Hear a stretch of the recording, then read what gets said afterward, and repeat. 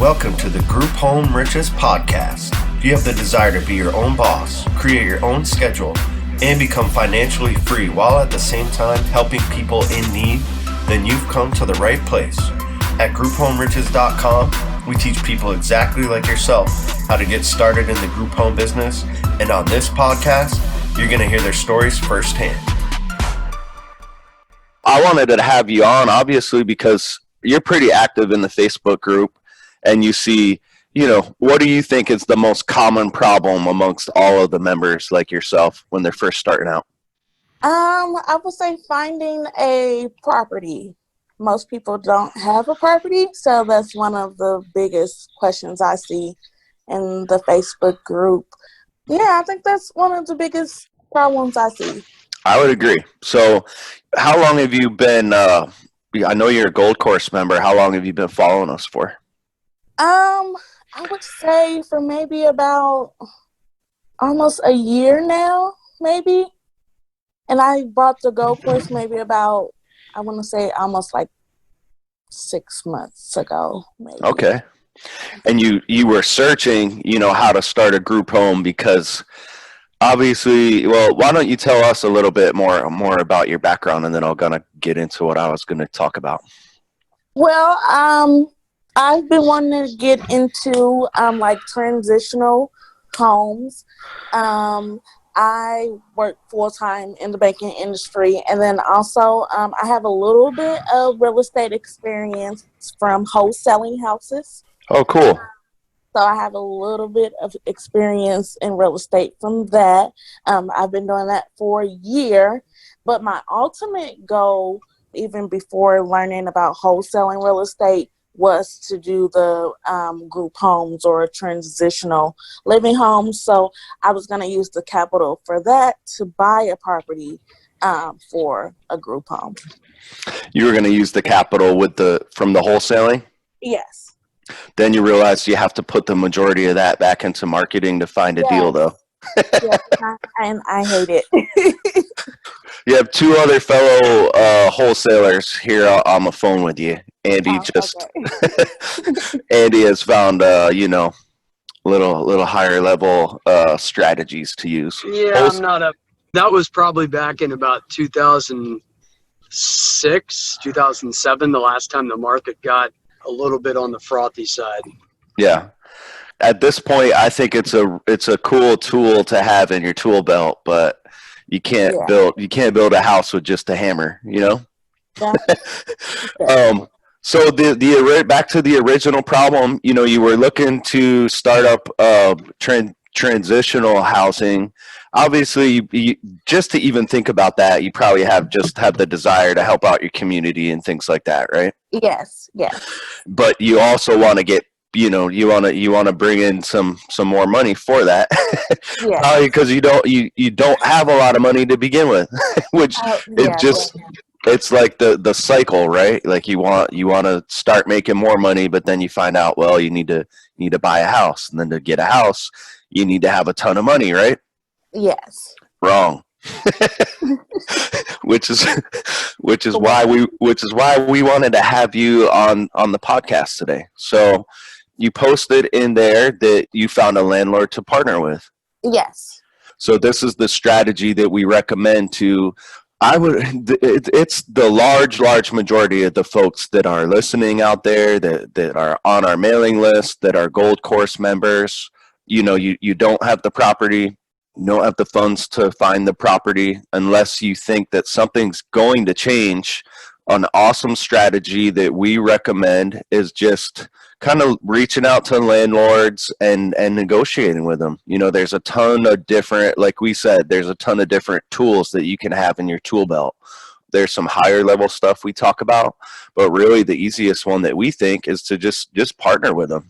So coming from somebody that is a landlord themselves, Andy, what would you say are the advantages of group homes compared to rental properties? Number one, the reason why everybody wants to become a property owner is because they want the elusive passive income, of which there's no such thing. Don't tell the don't tell the newbies that, otherwise there won't be any other people to get into the business. But there's no such thing as passive income. You can have leveraged income, but what everybody really wants, whether they're buying a family property, multifamily property, or a strip center, is they want the money to come in every month, and they don't want to have to listen. And they don't want to have the tenant call them up and tell them why they're not making their payment. So that all being said, the reason why the group home business is so remarkable is because you can have somebody like Tyana come to somebody like me and say, hey, Andy, I've got this business where I can take a single family home like what you have, and I can generate $6,000 a month out of it. And the minute you say that, you will get every last landlord's attention. So I'll keep it at that. Yeah, you're gonna pique their interest just by that top line number. Then from there, that's when the negotiations start. So, Tiana, why don't you tell us a little bit about kind of how you found your landlord to work with you? So I just made I think someone posted in a group like a sample copy of something they were posting on Craigslist, basically stating they're looking for a property to run a group home out of. They're willing to partner or lease the property out. So I just kind of copied that sample of what they were posting in Craigslist. I initially posted it on Craigslist in like the rental areas. Also, I think maybe like where you can rent out like a room. I posted it in that area. And I had a few people reach out and wanted to know more details. There was one particular lady, she actually reached out. I gave her more details regarding like partnering and what the advantages would be as far as like if I wanted to take over like the maintenance and things like that. And she actually called me maybe about a couple of days later after emailing her back. And she stated she had a property, and I think it was like maybe a 2-bedroom or 3-bedroom maybe. And she stated that it may have been too small to run a group home out of because you're putting two beds in a room. So she offered to give my information to her son and daughter. Her son actually ended up calling me maybe like a week later, and he stated he had a 4-bedroom property that he's currently rehabbing. The rehab should be done sometime in the middle of May, end of May, and he was actually interested in doing the group home. So I just went by, viewed the property, and we talked, and we've been talking like every week since then. And right now I'm just waiting for him to complete the rehab of the property. Beautiful. Perfect win-win. So he was going to do it as a Airbnb or something was the original plan, right? Yes, he was going to do it as an Airbnb, but due to the virus, he changed his mind about that. He's seen that with the virus and Airbnb was not doing so well right now. So he had to come up with another plan. So I was his plan. So yeah, with that, and he has done something similar. He did the student housing where they were like paying $1,000 a month for a room or something like that. So he has some experience with this kind of running like multiple people in the home. It's very similar to one of the last podcasts we did with another new member, Adam. Same thing. Was talking. He had a a rental property owner. It was vacant. Nobody's renting houses or going outside or even paying their rent now. So this is the best time to start reaching out to landlords like this. And you've probably noticed in the group, right? There's a lot more people talking about like finding properties or getting leads for things like this. Yeah. But a lot of smart investors out there have thought of this. It's a pretty simple idea. Rather than charge like $1,000 per month, just to use round numbers, Why don't I rent out the bedrooms individually, and then I'll bring in, say 1,500 or 2,000. So both your partner and Adam's partner, both same thing. They both tried the college housing, but with that, you're going to run into more issues that the group home model will alleviate. And do you want to break down some of those, like the advantages of, say, the group home model compared to college housing? Well, one of the sectors that is getting hit the hardest right now is college housing. So whether you're talking about American campus communities, really any of these guys out there, there's a lot of colleges right now that are closed. And people don't know if they're even going to open back up come fall. In addition to not knowing whether they're going to open up come fall, even if they do open up, a lot of those classes are going to be virtual. So the college students aren't actually making the rent payments, the parents are. So these parents are now second guessing whether or not they even want to send their kids to college. I mean, it's $40,000 a year bare minimum.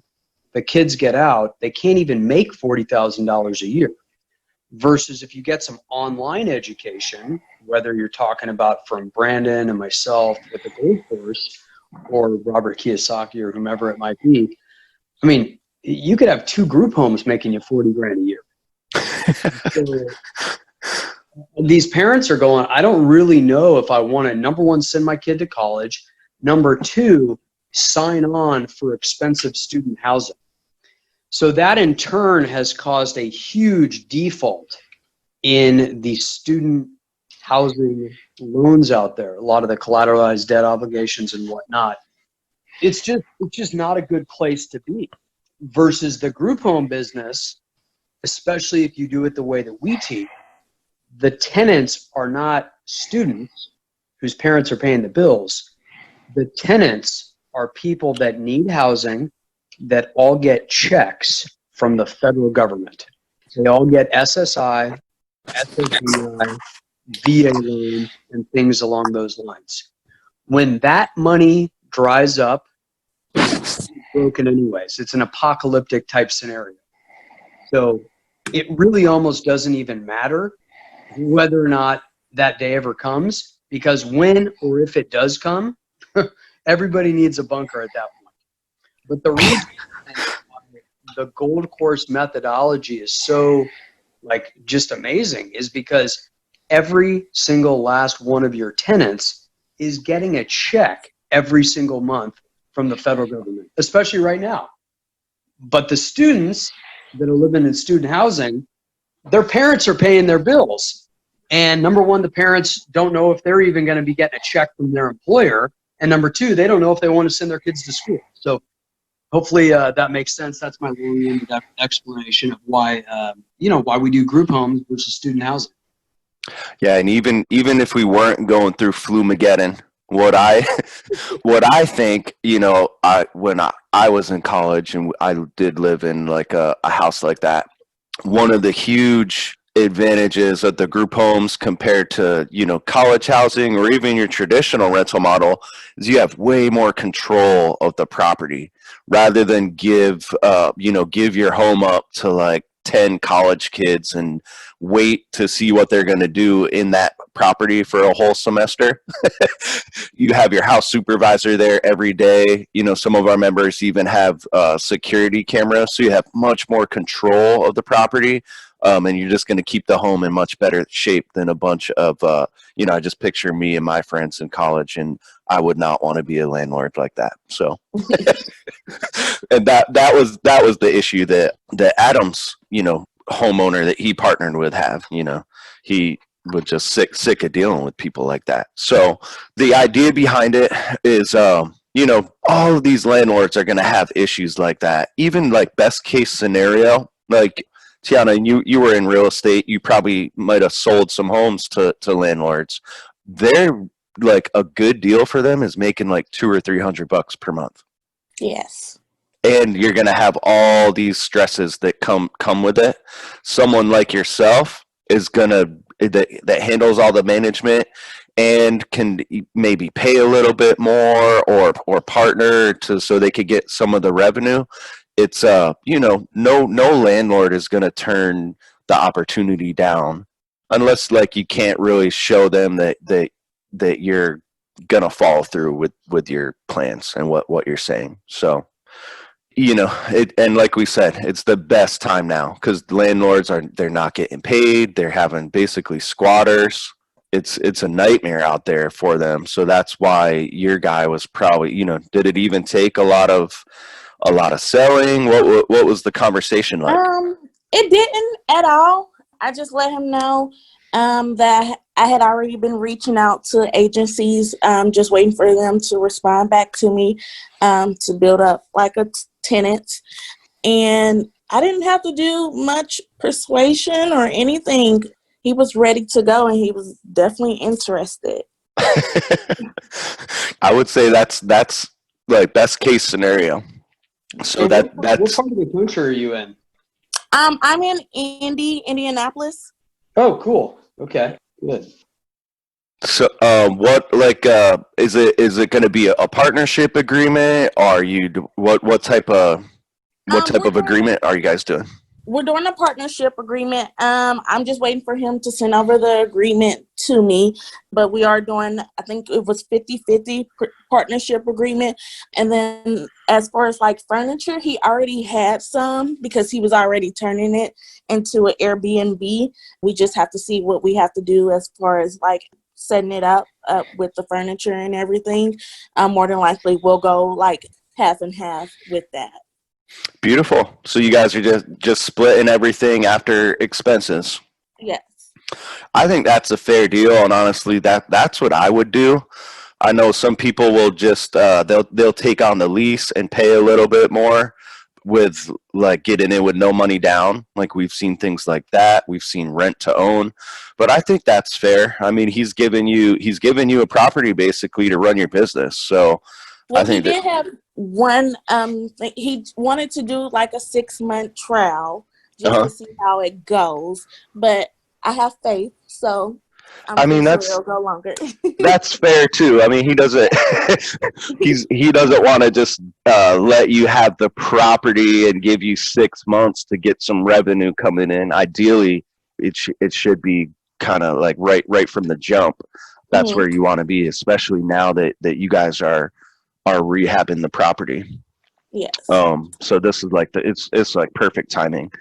I just got a couple other questions for you, and then me and Andy will spend a little bit of time with you just kind of going over like marketing strategies that you can do and answering any questions that you have. So how many people did you reach out to? How long did it take for you to find this partner?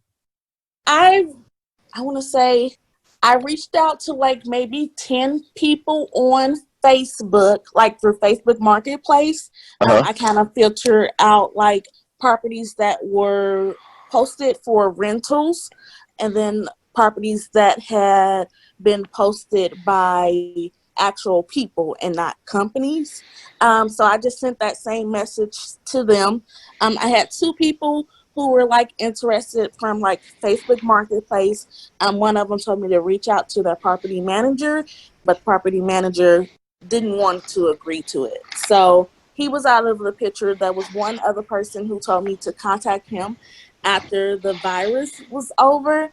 And then from Craigslist, I think I had maybe about 3 or 4 contact me. And then the one lady was the only one to call me after I sent more details. So I had a few people who were interested. It just didn't go all the way through. So just to recap, it took you 10 messages, 1 Craigslist ad. You got about 6 or 7 leads and one partnership from it. Yes. That's a pretty good return. Yes. And it was all to post. So yeah. Compare that to wholesaling.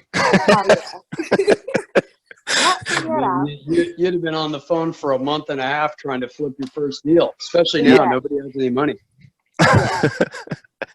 So what have you been really, we recommend almost marketing to find the organizations and things first, just so you're in a better negotiation position. you didn't really need to do it with this guy. But have you started marketing? Do you have some leads coming in? Do you have some solid referral sources so when the home is like ready to go, you can get people in there? I have started marketing to different agencies. I'm just waiting for people to call me back. I've sent out like maybe, I want to say a good 70 emails to different agencies. I've had like maybe about almost 5 reach back out, stating to, once we get like pictures and everything of the properties, to send that information over. And then also I had one guy, I don't know how I found him, but he actually does the same thing in my city. So he was actually able to give me a few leads to call and contact. So that was good also with the marketing. Nice. Yeah.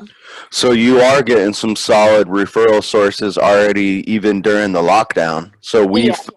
I think that's probably a little lower return than normal. I think a lot of these organizations, just the feedback that we've gotten from our members, a lot of them might be deemed non-essential out there and not really getting as many callbacks and things as normal. Yes, that's kind of what I was thinking. It's just with the virus and everything. I know one lady, she called yesterday. I think I sent the email to her last week, and she called yesterday, stating to just send over an email with like property information. And she stated that she was working from home, which is why it took so long to get back with me. Yeah, I think a lot of people are kind of taking advantage of being at home and catching up on Netflix and things like that across all every sector. If I can comment real quick, just from a marketing standpoint, especially right now, if you can get out there and you can market, and you're going to have to probably market 2 or 3 times as hard as you normally would, going to Brandon's point.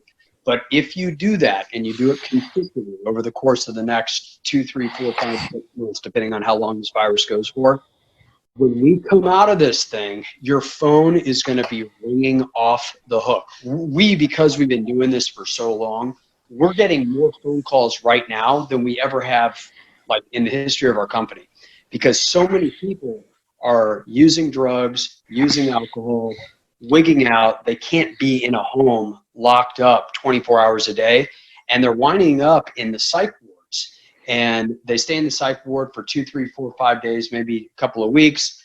And when they get out, they all need a place to go. And our phones are exploding right now as a result. So if you are new in this industry, like you are, I strongly encourage you to get out there and really market. Make sure you've got your website, get your fax machine, get your emails going, pick up the phone, start making those cold calls. You may not get the sort of results that you think you should be getting, but as Brandon pointed out, it's because people are at home right now not working. But if you do it consistently, when this thing opens up, you're going to be the first person on their mind, and you need to be the first person that they call, and your homes are going to be filled up in a heartbeat. Okay. Yeah, so we're in a little bit different position than the majority of our members. So if you listen to the very first interview of the podcast, we speak with Andy, kind of on his beginning stages, and he was doing the same things that you're doing now, except he had fax machines. He didn't have a email marketing system like we can teach you guys. Right? Like you can send out an email to 300 people at once with a click of a button. Andy was hitting the pavement, making phone calls, sending individual faxes. But he grew it to this point, and also the website is huge. So you heard him mention that. Andy, you have got to have a website. You're getting a lot of inbound leads, right? Because people are it's nonstop, because they go onto the internet, they go onto Google. People don't pick up a phone book anymore. I mean, who the hell is using a phone book? People use the internet. So they go onto the internet, and it could be a mom looking for housing for her son. She could just type in like bipolar housing, schizophrenic housing, depression-related housing, anxiety-related housing, whatever it is. And we pop up. We're at the top of the list. We pop up. Boom, we're getting phone calls. But we're getting phone calls from people literally throughout the entire United States. We're here in Texas. And we're getting phone calls from people in California, from people in New York, Florida, all over the place. Which that goes to show you, and I've seen that on my coaching calls when I go to look, hey, let's see like what your competition is in the area. And there's no group homes doing that. We pop up sometimes. If I look up group homes in an area, grouphomeRiches.com pops up. Oh yeah, you definitely do. So, the website's huge. Andy, would you say you're getting an uptick in like kind of leads from like family members and things like that? We're getting family members. We're getting quite frankly, we're getting a lot from the treatment centers right now. I mean, the treatment centers are a gold mine. And they're essential now, right? I mean, hopefully. Yeah, I mean, it's really sad when churches are not essential, yet the local, now it's legal, drug dealer down the street, the CBD shop or the cannabis shop is, yeah, that's okay. The governor says that's okay, and the alcohol stores are okay, but the church is not okay. So, things are what they are, but where I'm going with this is that all of the marijuana shops are open, and obviously it depends on which state you're in, because here in Texas, there's no legal weed shops, but all the liquor stores are open. All the marijuana dispensaries in California and elsewhere are open. And so what are people doing? They're abusing drugs. They're abusing alcohol because this is their way of coping. So the next thing you know, they spin out, they go over to the hospital, and when they get out, or they go over to the treatment center. When they get out of the treatment center, they got to have a place to go. So they need a sober home. They need a group home. They need a transitional home. And if they don't know you directly, they're going to go onto the internet. They're going to type it in, transitional home in Dayton, Ohio, or Indianapolis, or wherever.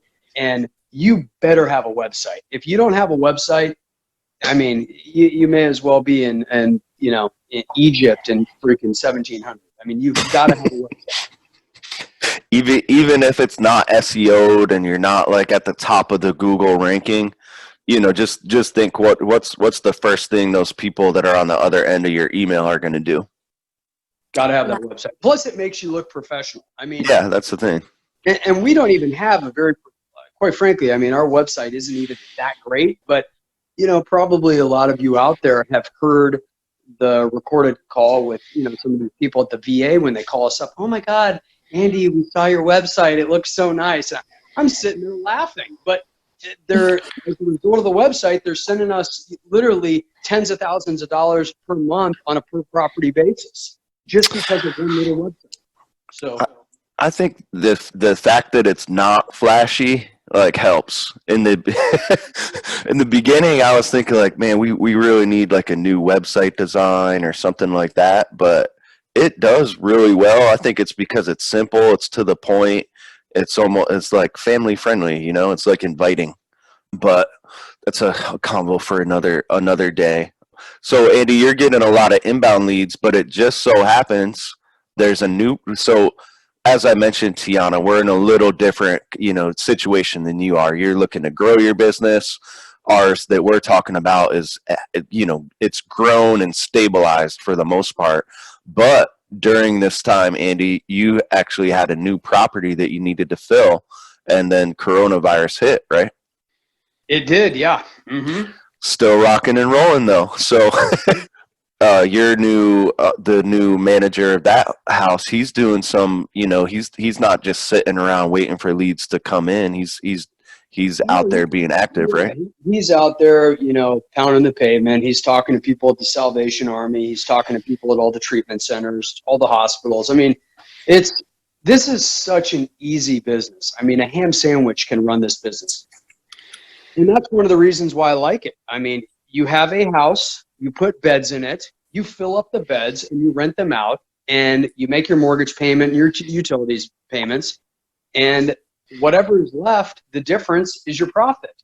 And your profit margins, typically, depending on where you are going to be 35 to probably 60%. They're enormous. You're not going to find another business with these sort of margins. They don't exist. Yeah, and you can check out our profit and loss statements in the Gold course. where you are literally 10xing your cash flow compared to like a traditional rental property. Mm-hmm. So Tyana, your partner's gonna love it if you stay rocking and rolling on the next steps.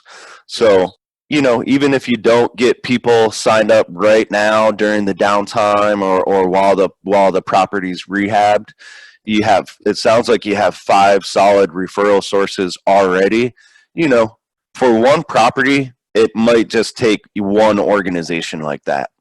Okay. Like a lot of these organizations, it's not like they're not working with just one client, they're working with many clients, and they don't have enough landlords, property owners like yourself that are going to work with them. So once you get that first property up, then, you just, the marketing is key. You have 5 now. You wanted to be to the point where Andy's at, where it's literally, honestly, Andy, you guys can't even follow up with all the leads you get, right?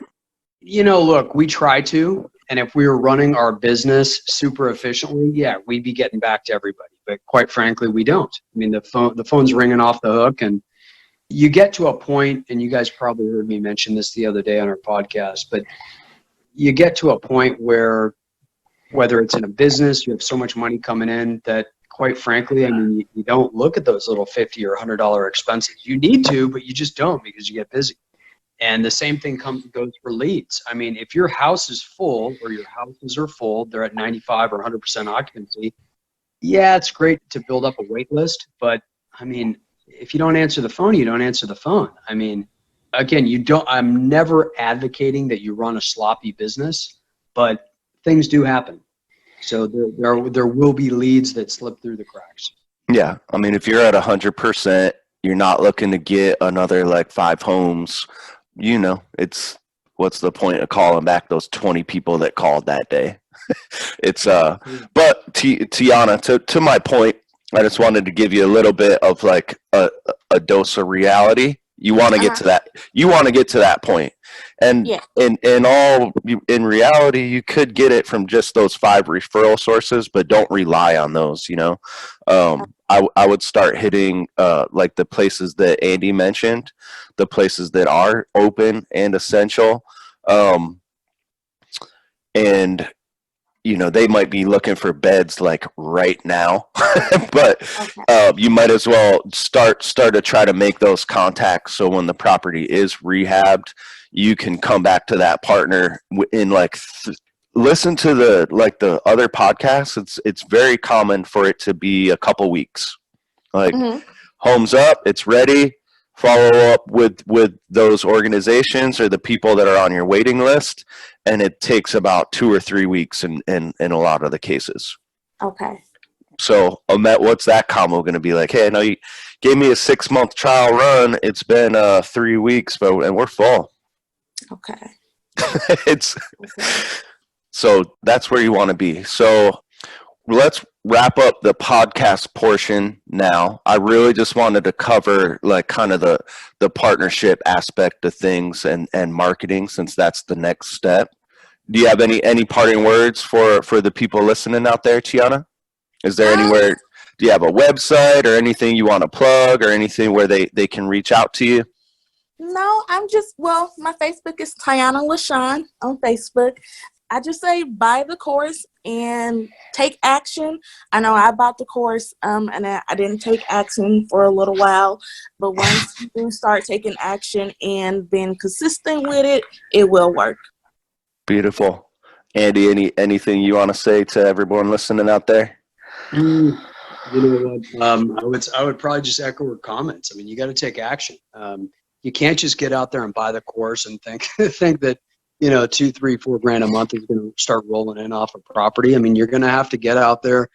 You're going to have to go over to Salvation Army, furnish the property. You can furnish these properties for next to nothing, but you're going to have to put energy and effort into it. It's a business. It's that simple. It's a business. It is. And I wanted to do this to show what other business can you get in and start with 0 money down? None. I mean, I'm telling you, this business has the highest return for the lowest cost of capital. Tyana, and I feel you on this one. You could get into wholesaling and you don't need any money to close on the property, can you find leads with zero money? No, you may get lucky. Your first Yeah, deal, it's but after that, no. yeah. So that's really what I wanted to hammer home, just because it is the number one. I would say it's the number one problem that everyone listening out there has. You know, how do you start with no money?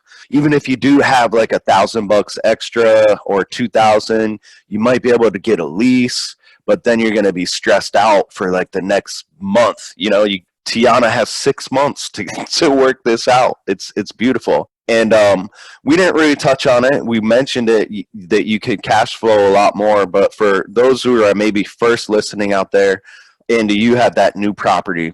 When that's full, how much do you think it's going to be? It's going to be bringing in. The manager said it's going to be bringing in like $9,000 a month. I mean, it's a big, it's a monster cash flow. I mean, now when I say cash flow, it's not going to cash flow $9,000 a month. It's going to grow $9,000 a month. But on that, our expenses will probably be $3,500, $4,000, because it's in, and this is what we teach in the gold course. It's in a moderate income neighborhood, so I can keep the rents artificially low, and the things are going to be a cash cow. It's going to be an absolute cash monster. You figure that one house is going to make more money than the average person makes at a full-time job working 50 hours a week. And you could do it with zero money down. And once that's stabilized, how much hours per week you think someone would need to put in, even if they were the operational manager? I would presume realistically, like if they got a house manager like we teach, you're probably looking at most like 3 hours a week at most. I mean, where else are you gonna get a business like that, folks? I mean, it's if you do the math after like your first or second year, and you've got a number of different businesses, and you're like, okay, $1 per hour, you're going to be making more money $1 per hour off of this business than any other business you can imagine. Yeah. You're going to be making white shoe M&A lawyer money per hour. You're going to be making $1,000, $1,500 a month. And folks, there's a lot of misconceptions out there. There's a lot of it doesn't sound appealing at first. Really only to people that are like really have the drive to help out people in need are typically the people that even start to look into this. But then once you realize kind of the stuff that we just covered, I mean, get in before every other real estate investor out there figures it out. So we'll wrap up the podcast now. Tyana will spend a couple minutes after the wrap up here to answer any questions you got, so we can have that property stabilized here as soon as it's rehabbed. But folks, if you're interested in learning more, if you're not on our mailing list, go do that first. GroupHomeRiches.com. Sign up for the free training material. If it sounds like something you do want to do, join the gold course and start taking action just like Tyana did. So